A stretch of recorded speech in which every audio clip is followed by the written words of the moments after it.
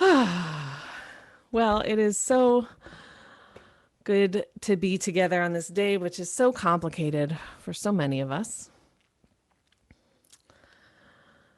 But I want to shift away from Valentine's Day and more into the realm of what it means to be good, what it means to be bad, and what our society says about it. We gathered early in the morning in the parking lot of the Aldi grocery store in West Philly.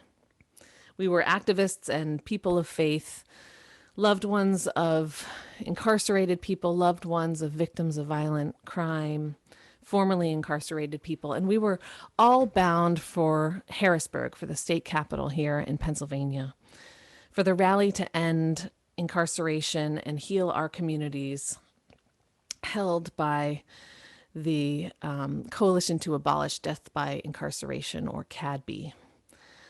Several hours later, when we finally arrived in Harrisburg, we packed ourselves into the grand staircase of the State House's rotunda. Any of you who've been there know what I'm talking about. And listened to speakers. We were reminded that if mass incarceration is what stops violence, then America would be the most nonviolent, peaceful country in the world, because no other country incarcerates more people than this country. We heard from politicians about bills that were in the works to make things more just in our state. We heard from pastors who spoke about right and wrong, forgiveness and hell. We heard from those who had been incarcerated about how they had worked to rebuild their lives and dedicated themselves to making the world a better place. Over and over, from the activists and the pastors and the politicians even, we heard stories not just of the injustice and racism in our current incarceration system, and not just of the stories of pain suffered by victims of violent crime, but stories of compounded pain. Stories of men whose early lives had been swallowed by life imprisonment sentences, or as we often call them, death by incarceration sentences, before being released in middle age when a new law came into being that allowed people who had been sentenced like that as juveniles to be released. Men who told stories of how they themselves lost parents or siblings to violence when they were just children. Stories like Lorraine Haw, who's one of CADB's leaders and who many of us know as Miss Dee Dee, who talked about how her son has been incarcerated for over 25 years. Actually, it's over 27, I think, now. He was 18 years and 3 months old when he was incarcerated. And this year he just turned 45. 18 to 45, he's still incarcerated. And then for her to tell a story of how her brother was also killed in gun violence when he was 25. Miss Dee Dee has said, "I've forgiven that guy a year after he killed my brother. Me feeling anger and hatred is not going to bring my brother back. Him spending the rest of his natural life in jail is not going to bring my brother back. When I think of my brother, I think of that young man," she says. "When I think of my son, I think of that young man. And I fight for his freedom as hard and as much as I fight for my son's." We didn't hear simple stories that day. We didn't hear stories of bad guys and good guys, but stories of real human beings, like all of us, with the potential for good, the potential for harm, who have committed acts of love and healing and also acts of violence, but whose lives are now entirely defined by their one worst act. As we stood on those stairs in that rotunda, we called for reform. And we heard stories of how the most effective forces against reform are often so-called victims advocates who fight for harsh punishment on behalf of the families of victims, but ignore the fact that most of those who are incarcerated, who are they are fighting against, are also victims of violent crime themselves.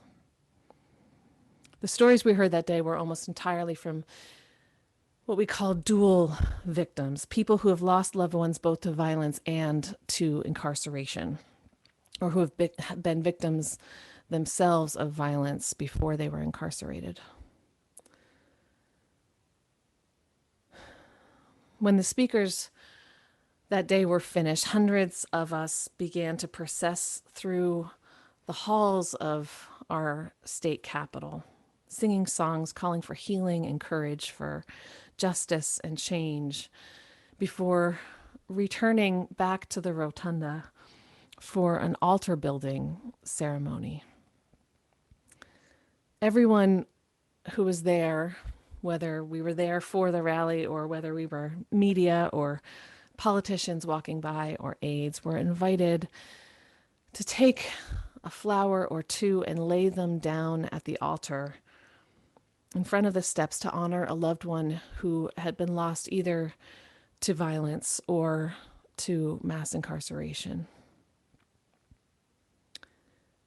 And as I stood there with some of you and with so many others, I found myself moved to tears by watching over and over how many people laid down two flowers, one for someone they had lost to violence, one for someone they had lost to incarceration. Those stories are interdependent in so many of us. Healing justice is what we called for that day, healing justice. Not just the healing that comes maybe with time, but ignores accountability, and not just the kind of justice that rains down as punishment in an eye for an eye style, but the kind of justice that seeks to heal the trauma, the kind of justice that seeks to end the cycle of violence, so that we can break out of that downward spiral that destroys not just lives but whole neighborhoods, so that we can find ways to grow as humans and restore our communities. Healing justice.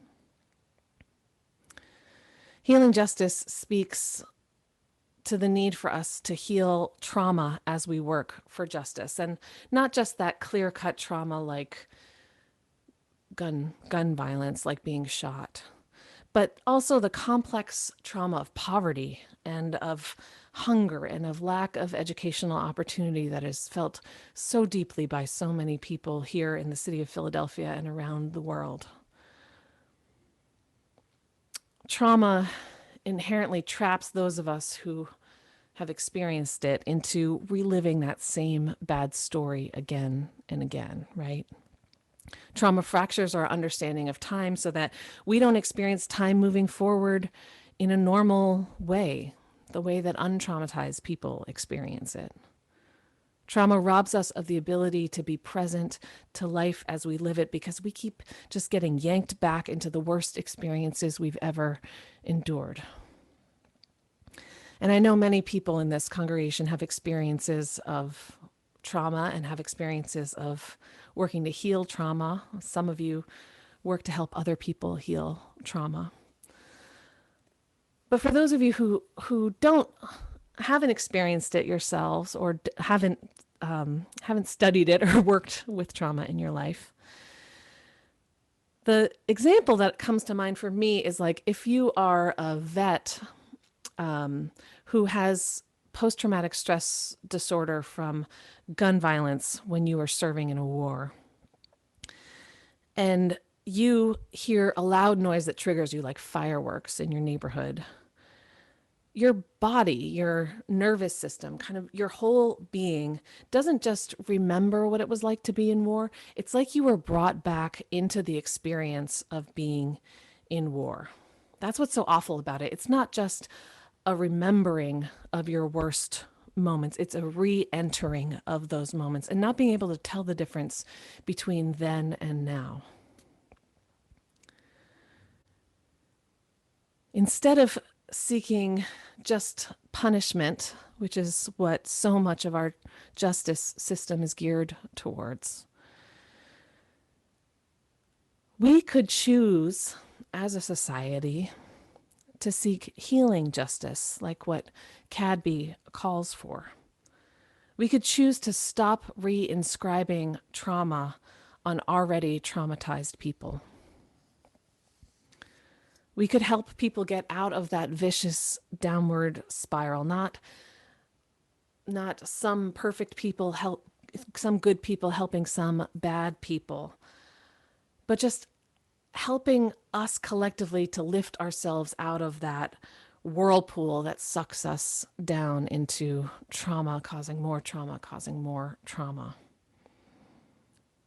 Some of how we can do this is by providing basic support that can help alleviate some of that complicated trauma, by better schools and better jobs and more support for those who are hungry or malnourished, by helping to create real chances for all of us to build something meaningful with our lives. And I know many of you spend your lives trying to create those opportunities, those better systems. Some of how we can do this is by actually transforming our justice system, as Cadby seeks to do and as our decarceration team here at First Unitarian seeks to do, to try to transform it from a system of punishment into a system of healing trauma. And some of how we can do this is our own spiritual work, is a daily practice of our own universalist theology.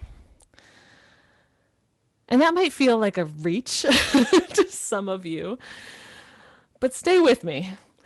As I took part in the rally that day, this was in October of 2019, back when we were allowed to be together in person without causing as much risk as it causes today.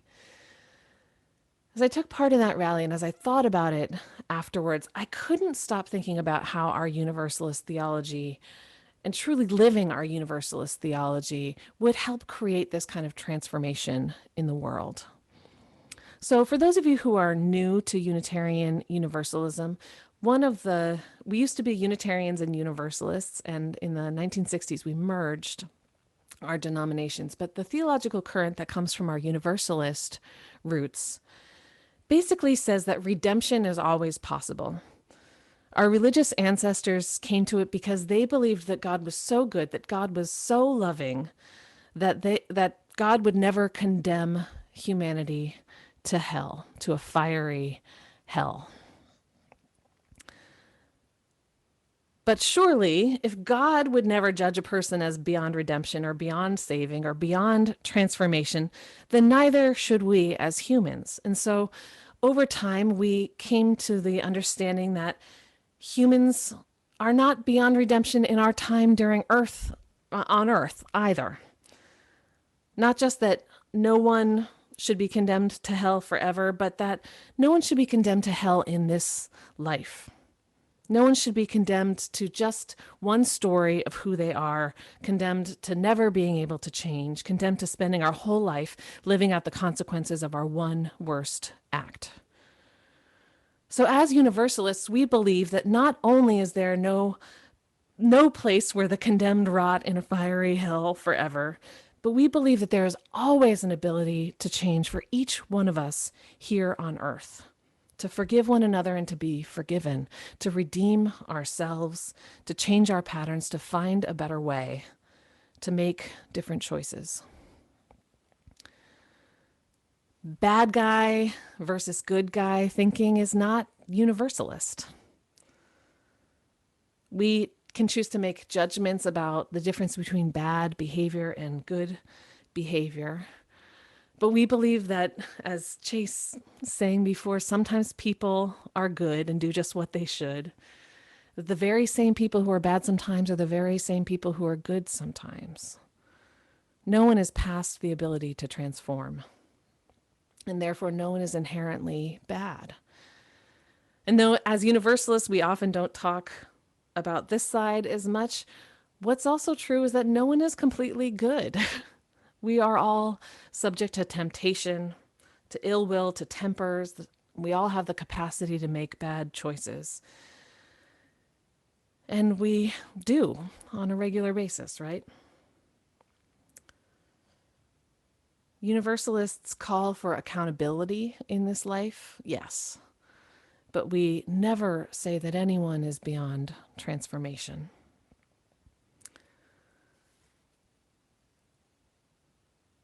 So, part of what we can do to change this horrible paradigm we are stuck in is to practice our universalism, to try to let go of some of that good guy versus bad guy thinking and place responsibility where it belongs on individual actions and choices while honoring the possibility for each person to be redeemed, to be living out their best selves, to transform. Each day arrives with a new possibility to bring healing or wholeness or to cause more harm. And each of us has the choice to bring healing or wholeness on this day if we want.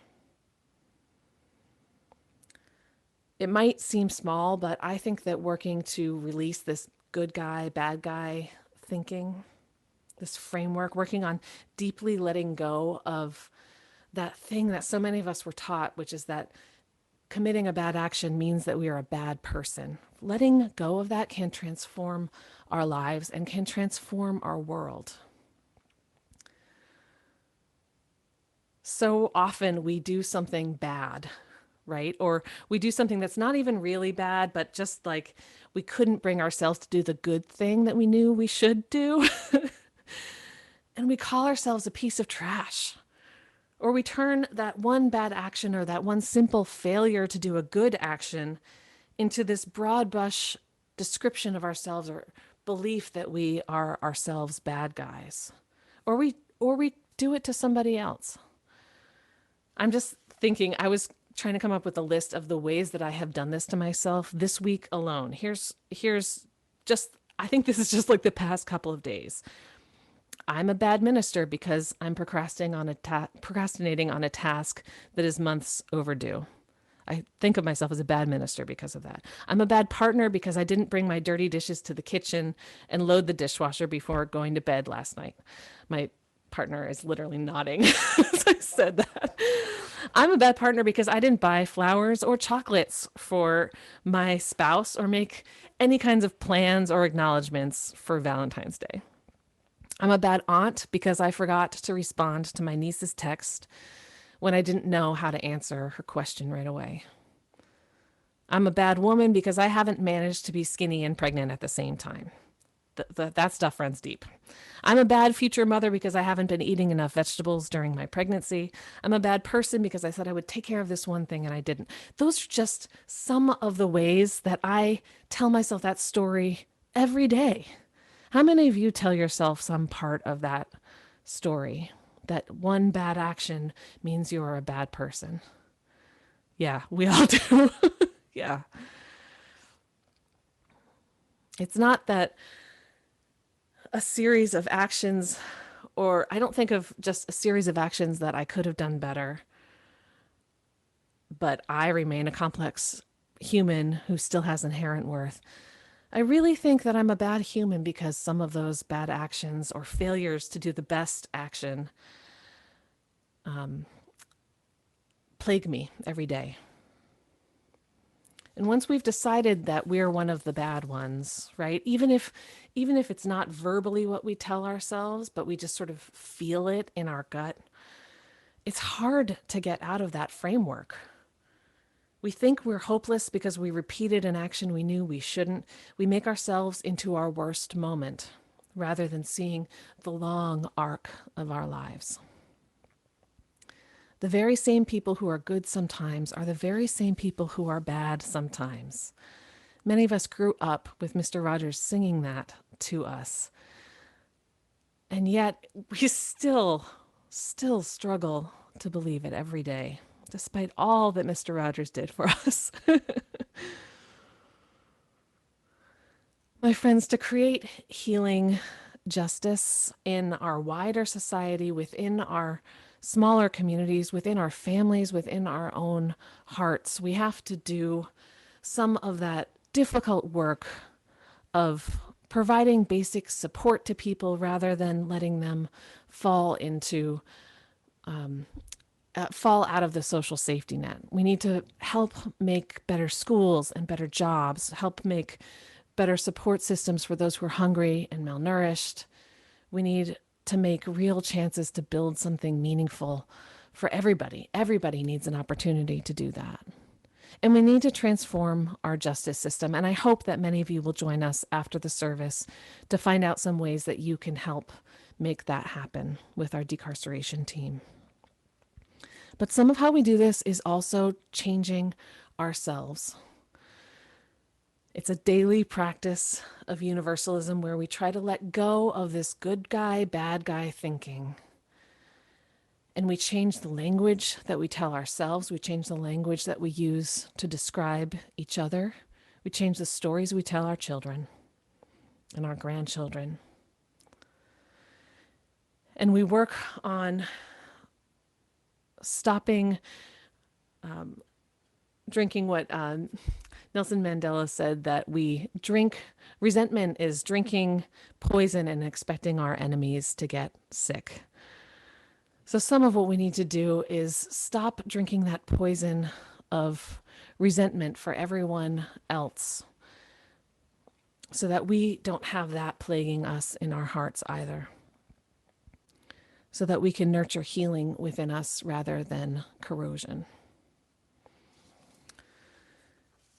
The very same people who are good sometimes are the very same people who are bad sometimes.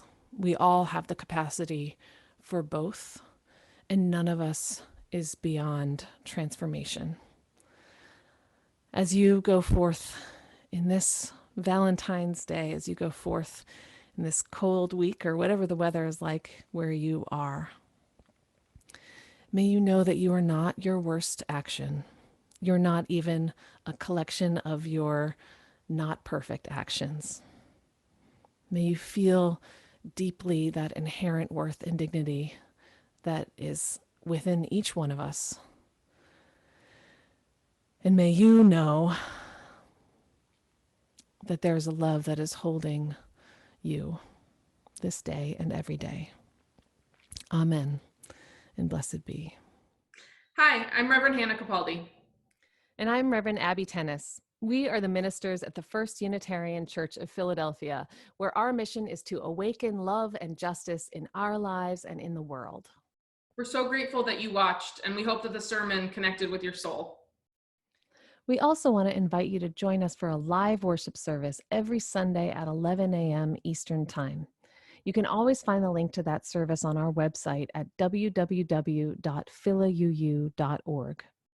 In these services, you'll hear words like you've just heard, and you also get a chance to greet one another, pray together, sing together, and we even hold a virtual coffee hour after services to get a chance to greet some new and old friends. If you want to support the mission of this community and you feel moved to give, you can do so by going to the website that Reverend Abbey just mentioned. You can find that link below, or you can text 215-709-5095 and follow the prompts to give. If someone in your life needs to hear these words today, we encourage you to share this video. And again, thank you so much for watching. We hope to see you soon.